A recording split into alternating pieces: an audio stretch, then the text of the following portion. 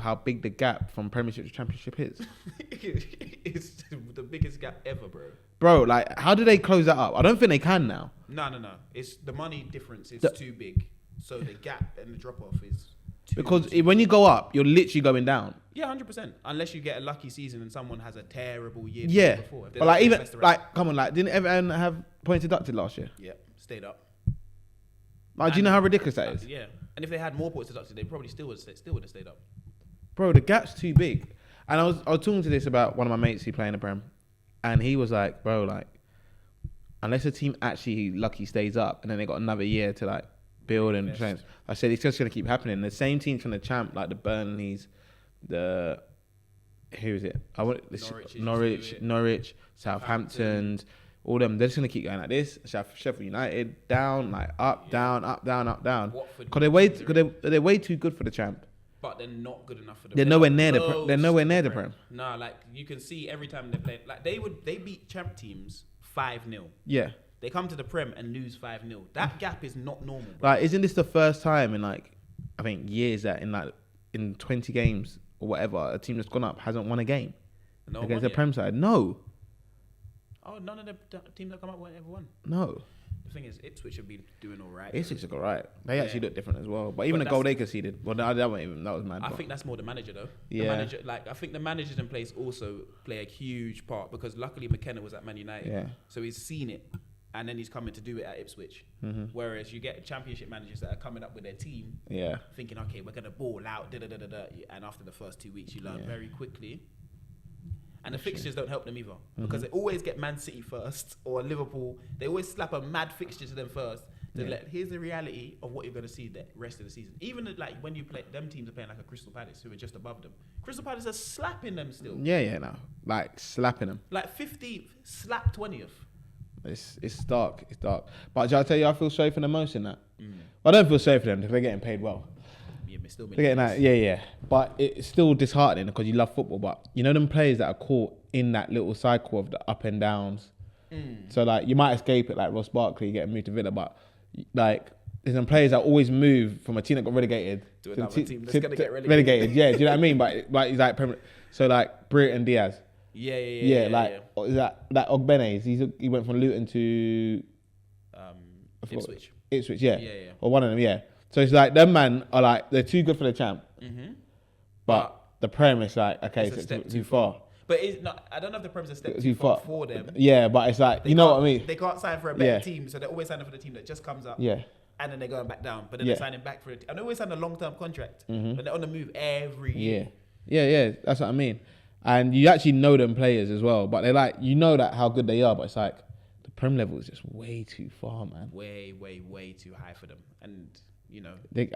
What can they do to actually close that gap? I think it's virtually impossible now. You can't unless you invest more money into the lower leagues, which is trying to be done, like a Wrexham, for instance, Birmingham, where Tom Brady and their consortium are taking over. You can't do much, you know. Yeah, but Wrexham aren't surviving. No, I know. If Wrexham go up again this year and Birmingham go up again, because League One to Champ's even huge, by the way. League One to Champ's huge, but the Prem too big.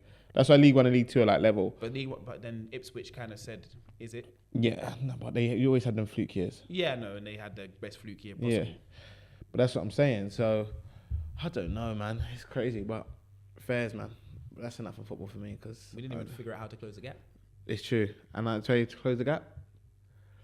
Let's just make it like the MLS, so them teams that can't go up and then after season.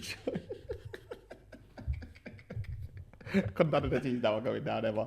No. If Everton couldn't go down last year, it's not going to happen now. Do you not think? Who do you think is going down? All the three teams that came up? Yeah. Ipswich, Southampton, and who else came up? Leicester, yeah. Do you think all three of them go down? Straight away. No, because Leicester are a team that can Straight away.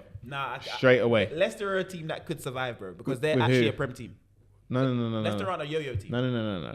They're in the yo-yo now, bro. They're in it, but they're not a yo-yo team. They've only been in this yo-yo system for what? This is their first year going to be in the yo-yo system. Leicester have been a yo-yo team. Bro, they win the year from when they won the Prem. The year they came up, remember they came up. Yeah. Then they should have got relegated, but the next year they won the Prem. And then after that, they were stable for how many years? Yeah. No. What I'm saying is they're going to be caught in it now. They're caught in the yo-yo. Okay. I think the last team that escaped was Bournemouth and Fulham, wasn't it? Like them two have escaped it. Nah, I don't think Bournemouth. Well, they have now. Bournemouth are so far gone. They've escaped it, bro. Yeah, because they're actually a real good Prem team Yeah. right now. I just don't. I forget. That's the Prem team I always forget. Yeah. Fulham have definitely escaped it. Yeah. But they could really get dragged back into it. No chance. They're too far gone now. That's what I mean. It's way too far gone. I think. Do you know what? I watched Ipswich the other day, and They've got no hope in hell. and I love the way they play football, and I think they got some very good players that go under the thing. But no, nothing. No. Okay. I think if there's one to stay up, I give it to Ipswich because I don't know. Everton have been a bag of shit. Everton will stay up every time, bro. Nah. If last year they got a minus 10 point deduction and they've managed to stay up, But they were. Do you know when they got the minus 10 point deduction? They were near the top. They were fifth. No, they actually had like minus. They were on -8 or something ridiculous like that. No, they got the -8, but they weren't. They didn't go to. They didn't even go to last place when they got the minus points. They went to like 17th, 18th. Yeah, but still, if you can't do whatever and do that, sums you up. But then the gap from top 4 to It's huge as well. because even like the gap. But you make so much money in that middle period, like you don't even mind finishing there. Like teams' actual chat is, have a good year. Not even to avoid relegation. Just have a good year. Yeah, because it's a business. Yeah, because now like Villa, like there's actually like 8 big teams in the Prem. I'd say that are top teams: Villa, Tottenham, Chelsea, Arsenal, Man City, United, Liverpool. Like, bro. Yeah.